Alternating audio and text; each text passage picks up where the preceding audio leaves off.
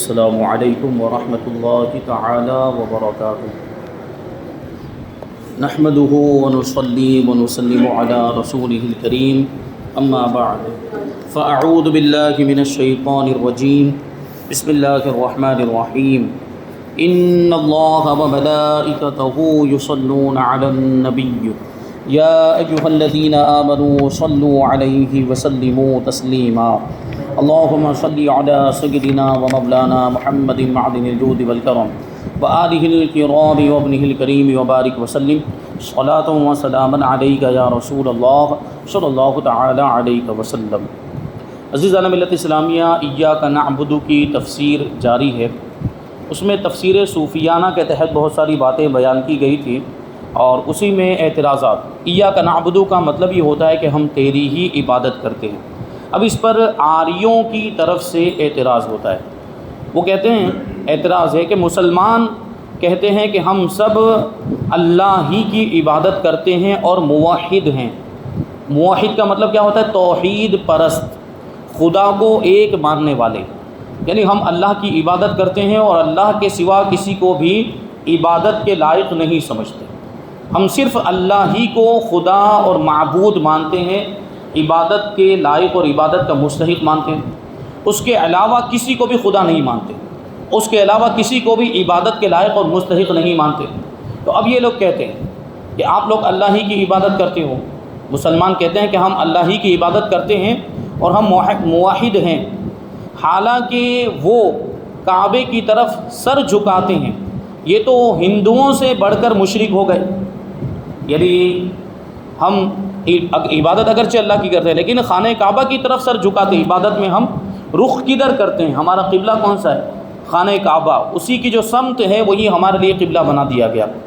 تو یہ لوگ کہتے ہیں کہ یہ تو ہندوؤں سے بڑے مشرک ہو گئے۔ کیوں؟ کیونکہ وہ تو ایک پتھر کو پوجتا ہے اور یہ ہزاروں پتھروں کی عمارت کو، یعنی ہندو کے سامنے مورتی ہوتی ہے وہ ایک پتھر سے بنی ہوئی ہوتی ہے، اور ہمارا جو خانہ کعبہ ہے وہ ہزاروں پتھروں سے بنا ہوا ہے۔ کتنے سارے پتھر اس کے اندر لگے ہوئے، وہ پتھروں کی اینٹوں سے خانہ کعبہ کو بنایا گیا۔ تو یہ آریہ قوم کے لوگ کہتے ہیں کہ ہندو ایک پتھر کی پوجا کرتا ہے، ایک پتھر کے سامنے سر جھکاتا ہے، اور معاذ اللہ مسلمان یہ ہزاروں پتھروں کے سامنے سر جھکاتے ہیں۔ اگر مسلمان کہیں کہ ہم کعبے کو خدا نہیں جانتے تو ہندو بھی مورتی کو خدا نہیں سمجھتا، بلکہ اپنا دھیان یکسو رکھنے کے لیے ایک پتھر کو اپنے سامنے رکھ لیتا ہے۔ یعنی ہندوؤں کا اصل مذہب اگر آپ معلوم کریں، سناتن دھرم اگر آپ معلوم کریں، تو اس میں یہ ہے کہ وہ لوگ جو مورتیاں ہیں اس کو خدا نہیں مانتے، اس کو بھگوان نہیں مانتے، بھگوان کا اوتار مانتے ہیں۔ یا یہ کہ ان کو سمجھانے کے لیے، ان کے دل کو مطمئن کرنے کے لیے ان کو یہ مورتیاں بنا کر دے دی گئی کہ یہ فلاں بھگوان ہے، یہ رام ہے، یہ کرشن ہے، یہ شیو ہے، یہ اس طرح ان کو مورتیاں بنا کے دے دی گئی ہے۔ اور یہ جو ان کے جو گرو ہوا کرتے تھے، مطلب ہوں گے یا ابھی ہیں بھی، تو ان کے سامنے لوگ سوال لے کر آتے تھے کہ اگر بھگوان ہے تو دکھتا کیوں نہیں ہے، اگر خدا ہے تو دکھتا کیوں نہیں، ایشور ہے تو نظر کیوں نہیں آتا؟ تو اتنے سارے سوالوں کے جواب کون دیتا رہے گا؟ ان لوگوں نے مورتیاں بنا کر ان کو دے دی۔ تو مورتیاں ان لوگوں نے ان کے دل کے اطمینان کے لیے، ان کے کہنے کے حساب سے میں آپ کو بتا رہا ہوں، ہماری ایک ہندو سے بحث ہوئی تھی، اس نے یہ سب باتیں ہم کو بتائی تھی۔ تو اس نے یہ کہا تھا کہ یہ سب جو جاہل، ہمارے اندر بھی جو جاہل قوم ہے، جاہل عوام ہے، ان کو سمجھانے کے لیے مورتیاں بنا کر دے دی گئی، اور ان کو یہ نہیں کہا گیا تھا کہ یہ تمہارے بھگوان ہے، یہ تمہارے خدا ہے، ان کی پوجا کرو۔ وہ تو بعد میں خود ہی انہوں نے اس کی پوجا کرنا شروع کر دیا۔ تو یہ سوال ہمارے اوپر بھی ہوتا ہے کہ مورتی کو بھی تو وہ ان کے اصل مذہب کے حساب سے یا ہوگا جو کچھ بھی، کہ مورتی کو وہ لوگ خدا نہیں مانتے، وہ بھگوان نہیں مانتے، بھگوان کا اوتار مانتے ہیں۔ تو یہی تو معاملہ یہاں پر بھی ہو گیا کہ وہ مورتی کے سامنے سر جھکاتے ہیں، اور اسی طریقے سے تم بھی خانہ کعبہ کے سامنے سر جھکاتے ہو۔ مسلمانوں پر وہ لوگ اعتراض کرتے ہیں اور کہتے ہیں کہ پھر تم بھی تو مشرک ہوئے، اگر ہندو مشرک ہے تو تم بھی مشرک ہوئے۔ تو اس کا جواب دیتے ہیں، اس کا جواب نماز کی نیت ہی میں دے دیا گیا۔ ہم نماز کی نیت کرتے ہیں، میں نے نیت کی میں نے 2 رکعت نماز فرض فجر کی واسطے اللہ تعالیٰ کے، اور اگر امام کے پیچھے پڑھے تو کہہ رہے پیچھے اس امام کے منہ میرا کعبہ شریف کی طرف۔ بات سمجھ میں ہے آپ کو؟ یعنی عبادت کی جا رہی ہے، کس کے لیے کی جا رہی ہے؟ اللہ تعالیٰ کے لیے کی جا رہی ہے، بس ہمارا چہرہ خانہ کعبہ کی طرف ہے۔ عبادت تو اللہ ہی کی ہو رہی ہے، اسی کو بیان کرتے ہیں کہ اس کا جواب تو نیت کے اندر، ہماری جو نماز کی نیت ہوتی ہے اسی میں آ گیا، کیونکہ نیت میں یہ کہا جاتا ہے کہ نماز اللہ کے واسطے منہ خانہ کعبہ کی طرف، معلوم ہوا کہ نماز کعبے کے لیے نہیں، نماز تو اللہ ہی کے لیے ہو رہی ہے، صرف جہت مقرر کرنے کے لیے، ایک ڈائریکشن مقرر کرنے کے لیے کعبہ کی سمت تجویز کر دی گئی ہے، یہ ہماری آسانی کے لیے، ورنہ پھر اگر ایک ہی جماعت کے اندر کوئی ادھر رخ کر کے نماز پڑھتا، کوئی ادھر رخ کر کے نماز پڑھتا تو عجیب لگتا اور اس کے لیے وہ ماحول مناسب نہیں، دیکھنے میں بھی اچھا نہیں لگتا، اس لیے ایک سمت مقرر کر دی گئی ہے۔ اگر نماز کعبے کے لیے ہوتی تو جس طرف کعبے کا پتھر پہنچتا ادھر ہی مسلمان جھک جاتا، مگر ایسا نہیں ہوتا۔ خانہ کعبہ کا اگر مان لیجئے بالفرض بائی چانس خانہ کعبہ کو کوئی پتھر ابھی نکال دیا جائے اور اس پتھر کو ہندوستان میں لے کر آ جائیں، تو کیا ابھی ہم اس پتھر کی طرف رخ کر کے نماز پڑھنے لگ جائیں گے؟ نہیں، بلکہ ہم تو اسی ڈائریکشن کی طرف رخ کریں گے جو ہمارے لیے ہندوستان والوں کے لیے مغرب ہے، یعنی پچھم ہے، پچھم کی طرف ہم رخ کر کے نماز پڑھتے ہیں۔ تو خانہ کعبہ کا پتھر اگرچہ ہمارے سامنے آ جائے ہم اس کی طرف رخ نہیں کریں گے، تو اس کا مطلب یہ ہے کہ ہم خانہ کعبہ کو سجدہ نہیں کر رہے ہیں۔ خانہ کعبہ کو اگر سجدہ کر رہے ہوتے تو پھر اس پتھر کو بھی سجدہ کرنا چاہیے تھا، اس پتھر کے سامنے بھی سر جھکانا چاہیے تھا، جبکہ ہم اس پتھر کے سامنے سر نہیں جھکاتے۔ تو اس سے یہ پتہ چل گیا کہ خانہ کعبہ کو قبلہ بنایا گیا ہے صرف ایک جہت مقرر کرنے کے لیے۔ ابھی آپ دیکھیں ایک مثال سمجھاتے ہیں کہ غلاف کعبہ ہمارے پاس پہنچتا ہے، بہت سے لوگ غلاف کعبہ لے کر آتے، وہ خانہ کعبہ کا غلاف اگر پرانا ہو جاتا ہے اس کو اتار لیا جاتا ہے، پھر اس کو ٹکڑے کر کے لوگوں میں تقسیم کیا جاتا ہے۔ نیا غلاف جب چڑھا دیا جاتا ہے، پرانا غلاف جب اس کی ضرورت نہیں رہ جاتی تو پرانے غلاف کے ٹکڑے کر کے لوگوں میں تقسیم کیا جاتا ہے اور لوگ اس کو اپنے پاس محفوظ رکھتے ہیں۔ اور اگر دور دراز سے لوگ پہنچے ہوتے جیسے ہندوستان کے لوگ، پاکستان کے لوگ، تو وہ اس کو لے کر اپنے ملک میں بھی آتے، تو وہ خانہ کعبہ کا غلاف ہمارے ملک میں پہنچ گیا، مثال کے طور پر ہمارے پاس پہنچ گیا تو ہم اس کو سجدہ نہیں کرتے، غلاف کو سجدہ نہیں کرتے، جبکہ وہ ایک عرصے تک خانہ کعبہ کے اوپر رہا، اور جب وہ غلاف خانہ کعبہ کے اوپر رہا تھا اس وقت اس کی طرف رخ کر کے نماز پڑھ رہے تھے کہ نہیں پڑھ رہے تھے؟ لیکن وہی غلاف جب ہمارے پاس آ گیا، ہندوستان میں آ گیا، تو ہم اس کو سجدہ نہیں کرتے۔ اگر وہاں کا کوئی پتھر بلکہ ساری عمارت، خانہ کعبہ کی پوری عمارت ہندوستان میں پہنچ جائے اور ہندوستان میں لا کر رکھ دی جائے، بالفرض ایسا ہو نہیں سکتا لیکن اگر کوئی کرے، اگر ایسا بفرض محال ہو جائے کہ خانہ کعبہ کی عمارت کو اٹھا کر ہی یہاں ہندوستان میں پہنچا دیا جائے تو کوئی بھی ادھر رخ کر کے سجدہ نہیں کرے گا۔ لیکن ہندو کا حال یہ ہے، دیکھیں دونوں میں فرق کیا ہے، جو سوال ہے اس کا جواب یہاں سے شروع ہوتا ہے۔ ہندو کا حال یہ ہے کہ جدھر اس کی مورتی ادھر ہی پجاری کا سر، جدھر جہاں بھی مورتی رکھ دیں، جس بھی ڈائریکشن میں مورتی رکھ دیں، اب ادھر رخ کر کے وہ اپنی عبادت کرنا شروع کر دے گا، پوجا کرنا شروع کر دے گا۔ تو ہمارا ایسا نہیں ہے، تو معلوم ہوا کہ اس کا سر مورتی کے لیے جھکتا ہے۔ ہمارا تو ڈائریکشن ہے، ہم نے تو ایک ڈائریکشن بنایا ہے، ڈائریکشن اپنی آسانی کے لیے، اس لیے ہم ادھر رخ کرتے ہیں، سر تو ہم اللہ ہی کے لیے جھکاتے ہیں، سجدہ تو ہم اللہ ہی کی بارگاہ میں کرتے ہیں۔ اور یہاں ہندو کا معاملہ یہ ہے کہ جہاں مورتی جاتی ہے وہاں سر جھکانے لگ جاتا ہے، جہاں مورتی جاتی ہے وہاں اس کی پوجا کرنے لگ جاتا ہے۔ اس کا مطلب یہ ہے کہ وہ مورتی ہی کے سامنے جھک رہا ہے، وہ مورتی ہی کو اپنا سب کچھ مان رہا ہے، اور مسلمان کا سر رب کے لیے جھکتا ہے۔ بلکہ خوف اور سفر کے نفل میں جدھر منہ کر کے نماز پڑھے گا ہو جائے گی۔ عام طور پر ہمارے لیے استقبال قبلہ کو شرط قرار دیا گیا ہے عام حالات میں کہ خانہ کعبہ کی جو جہت ہے، جو ڈائریکشن ہے، اس کی طرف رخ کر کے نماز پڑھنا ضروری ہے ہمارے لیے، کیونکہ یہ اللہ کا حکم ہے، اللہ ہی کا، اسی پروردگار نے حکم دیا ہے فَوَلِّ وَجْهَكَ شَطْرَ الْمَسْجِدِ الْحَرَامِ، کہ اپنے چہرے کو خانہ کعبہ کی، مسجد حرام کی طرف کر لو، یعنی خانہ کعبہ کی طرف کر لو۔ تو ہم اسی رب کی عبادت کرتے ہیں، اسی کو خدا مانتے ہیں، اور اسی نے ہمیں یہ حکم دیا ہے، تو ہم اس کے حکم کی تعمیل کرتے ہوئے جب اس کی عبادت کرتے ہیں تو خانہ کعبہ کی طرف رخ کرتے ہیں۔ لیکن اسی پروردگار نے یہ بھی فرمایا ہے کہ فَأَيْنَمَا تُوَلُّوا فَثَمَّ وَجْهُ اللَّهِ، کہ تم جہاں کہیں بھی چہرہ کرو، جہاں کہیں بھی اپنا رخ کرو، وہاں اللہ کی رحمت کو پاؤ گے، وہاں اللہ کی قدرت کو پاؤ گے۔ تو اسی وجہ سے یہ خوف کی نماز یا نفل کی نماز جو سفر کے اندر پڑھ رہے ہوں، خوف کی نماز کا کیا مطلب ہوا کہ دشمن کا خوف ہے، یا جو ہے کہ کسی موذی جانور کا خوف ہے، ڈر ہے۔ ابھی ظاہر سی بات، ادھر ہم جنگل میں پہنچے اور ادھر سامنے یہاں پہ شیر بیٹھا ہوا ہے، نماز کا وقت جا رہا ہے، نماز پڑھنا بھی ضروری ہے، ابھی ہم شیر کی وجہ سے نماز نہیں پڑھیں گے تو ہماری نماز قضا ہو جائے گی، اور ایسا معاملہ ہے کہ اگر ہم ادھر رخ کر کے، یعنی ادھر قبلہ ہے مثال کے طور پر، اور شیر ادھر بیٹھا ہوا ہے، اگر ادھر رخ کر کے نماز پڑھیں گے تو پیچھے سے شیر ہم پر حملہ کر دے گا، اور یوں نماز پڑھ رہے ہوں گے تو شیر ہمارے سامنے ہوگا، اور نماز کے دوران شہر کی طرف نماز رخ کر کے نماز پڑھ رہے ہوں گے تو نماز کے دوران اگر بائی چانس شیر حملہ بھی کرے گا تو ہم بچ سکتے ہیں، کیونکہ ہمیں پتہ چل جائے گا کہ شیر نے حملہ کیا، اور ایسی صورت میں وہ نماز توڑنے کی بھی اجازت ہوگی۔ تو لیکن ہم کو پتہ کب چلے گا کہ شیر نے حملہ کیا؟ اگر اس کی طرف پیٹ کر کے نماز پڑھ رہے ہوں گے تو ہمیں تو پتہ ہی نہیں چلے گا کہ شیر نے ہم پر حملہ کر دیا۔ تو ایسی صورت میں جس طرف دشمن ہے یا جس طرف کوئی موذی جانور ہے ادھر رخ کر کے نماز پڑھنے کی اجازت ہے، جب اگرچہ قبلہ ادھر ہے لیکن وہ جہاں جس چیز سے ہمیں ڈر ہے، جس چیز سے خوف ہے، اس طرف آپ رخ کر کے نماز پڑھ سکتے ہیں، نماز ہو جائے گی۔ یہ مخصوص صورت کے اندر بتایا۔ دیکھیے اس سے کیا پتہ چلا کہ یہاں وہ خانہ کعبہ، اب تو خانہ کعبہ کی طرف رخ بھی نہیں ہے پھر بھی نماز ہو رہی ہے، تو اس سے ثابت ہو رہا ہے کہ ہم نماز اللہ ہی کے لیے پڑھتے ہیں۔ خانہ کعبہ کو تو صرف ہمارا مرکز بنایا گیا ہے، عبادت کا قبلہ بنایا گیا ہے، اس لیے ہم اس کی طرف رخ کرتے ہیں، وہ توجہ کا مرکز ہے۔ تو اس سے پتہ چلے گا۔ اسی طرح نفل نماز کے اندر بھی ہے۔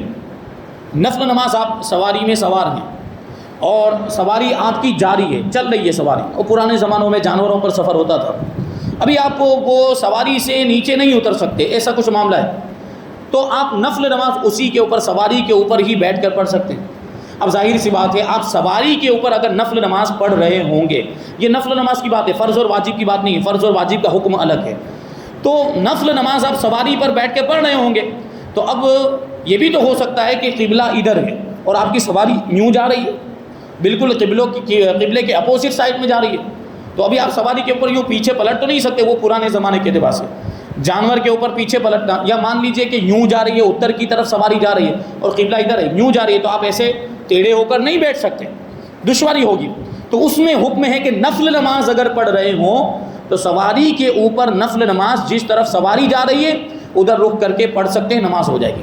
فرض اور واجب کا حکم الگ ہے، فرض اور واجب میں قبلے کی پابندی اور استقبال قبلہ ضروری ہے، قبلے کی طرف رخ کرنا ضروری ہے۔ بہرحال یہاں پہ ایک مثال کے ذریعے یہ بتانا چاہتے ہیں کہ اگر ہم قبلے کی، معاذ اللہ اگر ہم خانہ کعبہ کی ہی عبادت کرتے ہوتے تو پھر یہ خوف کی نماز نہیں ہونی چاہیے تھی، اگر ہم خانہ کعبہ ہی کو سجدہ کر رہے ہوتے تو پھر یہ نفل نماز جو دوسری طرف رخ کر کے پڑھی جا رہی ہے یہ نہیں ہونی چاہیے تھی، جبکہ یہ ہو جا رہی ہے۔ اس کا مطلب یہ ہے کہ خانہ کعبہ تو صرف ہماری توجہ کا مرکز ہے، عبادت تو پروردگار ہی کی ہے۔ تو پھر فرق یہ ہے کہ ہندو پتھر کسی انسان کے نام پر بناتا ہے، ہندو جو پتھر بناتا ہے وہ کسی انسان کے نام پر بناتا ہے، رام چندر، کالی ماتا، دیو مہادیو کے نام پر وغیرہ وغیرہ، اور اس شخص کو خدا کا شریک اور خدائی میں حصے دار مانتا ہے جس کے نام پر اس نے وہ مورتی بنائی، یہی وہ رام کے نام پر، کرشن کے نام پر، یا گنیش کے نام پر، یا کہہ لیجیے وہ کالی ماتا کی مورتی بنا لیتے ہیں، یا اور بھی وہ ان کے جو بھگوان شیو وغیرہ، تو اس کو وہ کیا، اس کے تعلق سے ان کا عقیدہ کیا ہوتا ہے کہ یہ خدا کا شریک ہے، یعنی ایشور کا تصور ہے ان کے مذہب میں، ایشور سب سے بڑا خدا ہے، ان کے اعتبار سے ایشور سب سے بڑا خدا ہے، اور یہ جو مورتیاں جن لوگوں کی، جن انسانوں کی ان لوگوں نے بنا لی ہے، یہ سب اس خدا کے شریک ہیں، یہ سب اس خدا کے شریک ہیں اور اس کی خدائی میں یہ سب حصے دار ہیں، تو یہ تو شرک ہو گیا۔ کسی انسان کو اللہ تبارک و تعالیٰ کی خدائی میں شریک مان لینا، حصے دار مان لینا، خدا کا شریک مان لینا، اسی کو تو شرک کہا جاتا ہے۔ تو ان لوگوں کا یہ عقیدہ ہے، اور یہ سمجھ کر یہ اس پتھر کی طرح اس کی طرف یہ سر جھکاتا ہے ہندو، کہ یہ جس کا یہ پتھر ہے میں اس کی عبادت کر رہا ہوں۔ آپ ابھی کسی بھی عام ہندو کو روک کر پوچھ لیں کہ یہ جو مورتی تم نے بنائی اور اس کے سامنے تم سر جھکاتے ہو تو یہ کیا تم کیا کرتے ہو، تو بولے گا وہ ہم اس کی پوجا کرتے ہیں، وہ سیدھا ہی بولے گا کہ ہم اس کی پوجا کرتے ہیں، تو یہ تو شرک ہے، وہ کہے گا کہ میں اس کی عبادت کر رہا ہوں۔ اور کعبہ شریف میں ان میں سے کوئی بھی بات نہیں، خانہ کعبہ شریف کی طرف جو رخ کر کے ہم نماز پڑھتے ہیں تو ہم اس کی عبادت نہیں کرتے۔ یہ بھی یاد رہے کہ کعبہ عمارت کا نام نہیں ہے بلکہ اس جگہ کا نام ہے، اگر وہاں کوئی عمارت نہ بھی ہو تو بھی نماز میں اسی طرف منہ کیا جائے گا۔ یہ عمارت تو اس جگہ کا نشان ہے، ایک علامت ہے۔ جب پہاڑ پر اور تہ خانوں میں نماز پڑھتے ہیں اس حالت میں اس عمارت کا کوئی بھی حصہ سامنے نہیں ہوتا، یا مان لیجئے کہ اگر کوئی ہوائی جہاز میں سفر کر رہا ہے وہاں پر بھی نماز پڑھے گا، وہاں اگر ممکن ہو تو خانہ کعبہ کی طرف رخ کر کے نماز پڑھے گا، تو وہاں تو خانہ کعبہ کی عمارت سامنے نہیں ہوتی، یا بلند و بالا پہاڑوں پر چلے جائیں تو خانہ کعبہ کی عمارت اتنی اونچی تو نہیں ہے کہ ہر پہاڑ کے مقابلے میں آ سکے، تو وہ سمت اور وہ جہت اور وہ عمارت جس جگہ پر موجود ہے وہ جگہ یہاں پر مراد ہے، اس کی طرف ہمیں رخ کرنا ہے، اس ڈائریکشن میں ہمیں رخ کرنا ہے۔ تو اس سے بھی تو ثابت ہوا کہ ہم اس عمارت کی پوجا نہیں کرتے، ورنہ پھر تہ خانے میں تو وہ سامنے ہے ہی نہیں، یا پہاڑ کی چوٹی پر تو وہ عمارت سامنے ہے ہی نہیں، تو پھر ہماری عبادت درست ہی نہیں ہونی چاہیے۔ یہ فرق ہے ہمارے درمیان اور ہندوؤں کے درمیان۔ اب ایک دوسرا اعتراض، چاہیے کہ تم آریوں کی عبادت کو صحیح مانو، کیونکہ کسی مورتی کی پوجا نہیں کرتے، صرف رب کا نام لیتے ہیں، اور تم بھی رب ہی کا نام لیتے ہو، مقصد تو رب کو یاد کرنا ہے، جس طرح چاہو کر لو۔ تو اس کا جواب یہ کہ عبادت وہی سچی ہے جس کی تعلیم اللہ تبارک و تعالیٰ کی طرف سے نبیوں کے ذریعے دی گئی ہو، وہی عبادت صحیح اور درست ہے۔ اپنی عقل کی تجویز کی ہوئی کوئی عبادت، یعنی اپنی عقل سے بنائی ہوئی کوئی عبادت نہیں۔ مسلمان جو بھی عبادت کرتا ہے وہ رب تبارک و تعالیٰ کی بنائی ہوئی، نبیوں کی بتائی ہوئی ہے، لہٰذا یہی صحیح ہے۔ آریہ وغیرہ کی عبادت عقل سے سوچی ہوئی، اپنی عقل کی بنائی ہوئی، اپنی طرف سے گڑی ہوئی عبادتیں ہیں، لہٰذا وہ کچھ بھی کرے وہ غلط ہی کرتا ہے۔ شاہی قانون کی پابندی اشد ضروری ہوتی ہے، یعنی بادشاہ کے اعتبار سے آپ دیکھیں، بادشاہی حکومت کے اعتبار سے آپ دیکھیں کہ بادشاہ کی حکومت ہو، اب بادشاہ کی طرف سے جو قانون نافذ کیا جائے اس کی پابندی پوری رعایت پر لازم اور ضروری ہوتی ہے۔ اب رعایا میں سے کوئی فرد یہ سوچے کہ یہ کرنا ہی ہے نا، تو میں اپنے طریقے سے کر لوں، تو وہ اپنے طریقے سے نہیں کر سکتا، بلکہ بادشاہ کی طرف سے جو طریقہ بتایا گیا اسی طریقے کو فالو کرنا پڑے گا۔ تو یہاں تو احکم الحاکمین پروردگار عالم، اس کی طرف سے جب عبادت کا طریقہ بتا دیا گیا، جب نماز کا طریقہ بتا دیا گیا، تو اسی طریقے سے اب نماز پڑھی جائے گی، عبادت کی جائے گی، تو وہ عبادت درست ہوگی۔ اپنے اعتبار سے اگر کوئی عبادت کرتا ہے یا اپنی عقل سے سوچ کر کوئی طریقہ بنا لیتا ہے، وہ درست نہیں ہوگا۔ یہاں پر آریوں کے اعتراضات ختم ہوئے، اب دیوبندیوں کے اعتراضات۔ دیوبندی فرقے کے نزدیک عبادت وہ کام ہے جو اللہ تعالیٰ نے اپنے لیے خاص کیے ہوں اور ان کو بندوں کے لیے بندگی کا نشان بنایا ہو۔ دیکھو تقویت الایمان وغیرہ میں یہ سب لکھا ہے۔ لہٰذا ایسے کام غیر خدا کے لیے کرنا شرک اور بت پرستی ہے، اس لیے ان کے مذہب کی روح سے کسی کو پکارنا، کسی کی دعائی دینا، کسی غیر خدا سے مدد لینا، کسی کے گھر یا جنگل کا ادب کرنا، کسی کی یادگار منانا، کسی کا عرس منانا، کسی کی قبر پر جھاڑو دینا، کسی کی طرف اپنے کام یا اپنے نام کی نسبت کرنا، یعنی علی بخش، نبی بخش نام رکھنا، یعنی علی بخش مطلب علی کا بخشا ہوا، اور نبی بخش مطلب نبی کا بخشا ہوا، نبی کا عطا کیا ہوا، یہ ہوتا ہے۔ تو اپنی نسبت علی کی طرف کر رہے ہیں، غیر خدا کی طرف، اور اپنی نسبت نبی کی طرف کر رہے ہیں۔ غرض ہے کہ کسی کی کچھ بھی تعظیم کرنا یہ غیر اللہ کی عبادت ہے اور شرک ہے، اور ایاک نعبد کے خلاف ہے۔ وہ کہتے ہیں کہ جب ہم اللہ کے بندے ہیں اور اس سے وعدہ بھی کر چکے ہیں کہ ایاک نعبد، ہم تیری ہی عبادت کرتے ہیں، تو اس کو چھوڑ کر کسی بندے کے ساتھ یہ معاملہ کرنا یقیناً شرک ہے۔ یہ لوگ کیا کہتے ہیں کہ کسی بھی طرح کا تعظیم والا معاملہ کسی انسان کے ساتھ کرنا، کسی بندے کے ساتھ کرنا، یہ شرک ہے۔ تو اس کا جواب ہے کہ اگر عبادت کی یہ تعریف صحیح مان بھی لی جائے تو جن چیزوں کو ان وہابیوں نے شرک کہا وہ شرک نہیں بنتی، اور اس عقیدے کی بنیاد پر دنیا میں کوئی بھی شرک سے نہیں بچ سکتا۔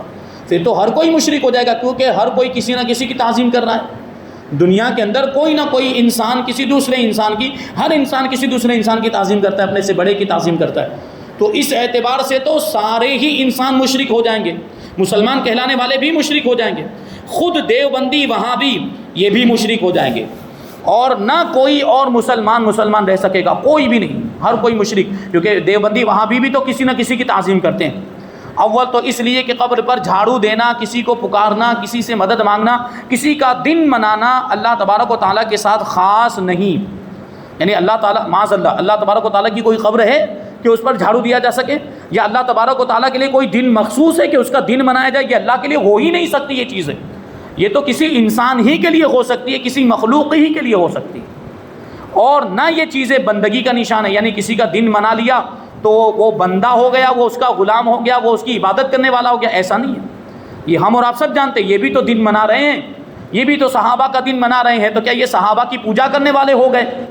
وہاں بھی صحابہ کا دن مناتے ہیں، یوم صحابہ، یوم اساتذہ مناتے ہیں، ٹیچرز ڈے مناتے ہیں، ان کے مدرسوں میں ٹیچرز ڈے منایا جاتا ہے، یوم اساتذہ، تو استادوں کا دن منا رہے ہیں، تو کیا یہ استادوں کی پوجا کرنے والے ہو گئے؟ وہاں پہ کوئی یہ نہیں کہتا۔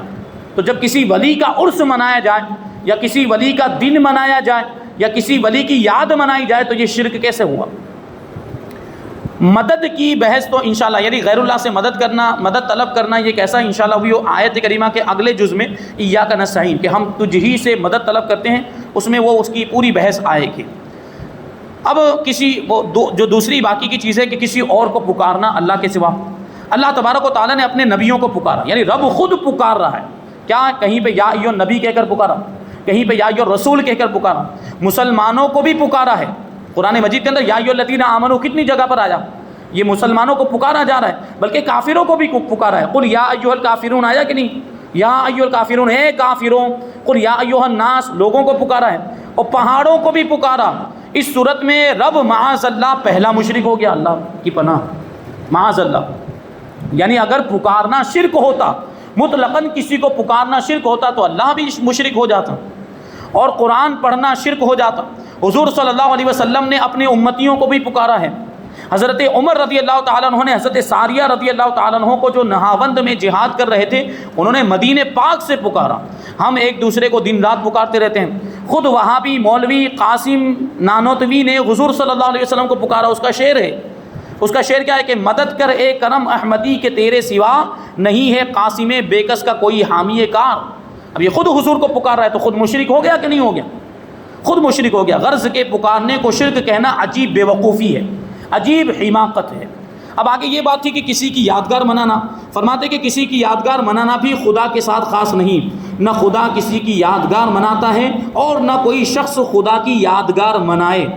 حج حضرت ہاجرہ کی یادگار ہے، ورنہ دوڑنا، کودنا، پتھر پھینکنا بذاتی یہ ثواب کا کام نہیں تھا، یہ جو سب کام تھے یہ حضرت ہاجرہ کی سنت ہونے کی وجہ سے یہ عبادت بن گئے۔ 5 وقت کی نمازیں بھی مختلف نبیوں کی یادگار ہیں، جس پیغمبر نے کسی خاص موقع پر جتنی رکعتیں پڑھ لی ہیں انہی کو اسلام نے قائم رکھا ہے۔ اسی لیے نمازوں کی رکعتیں مختلف ہیں کہ فجر میں 2، ظہر اور عصر میں 4 وغیرہ۔ دوشنبہ کے دن کا روزہ یعنی پیر کے دن کا روزہ اسی لیے سنت ہے کہ حضور صلی اللہ علیہ وسلم کی ولادت پاک کی یادگار ہے، کہ حضور اسی دن پیدا ہوئے تھے، اسی یادگار کو باقی رکھنے کے لیے ہم پیر کے دن کا روزہ رکھتے ہیں۔ اگر یادگار منانا شرک ہو تو بولو پھر شرک سے کون بچا؟ تو پھر ہر کوئی مشرک ہو جائے گا، یہ بے وقوفی والی باتیں۔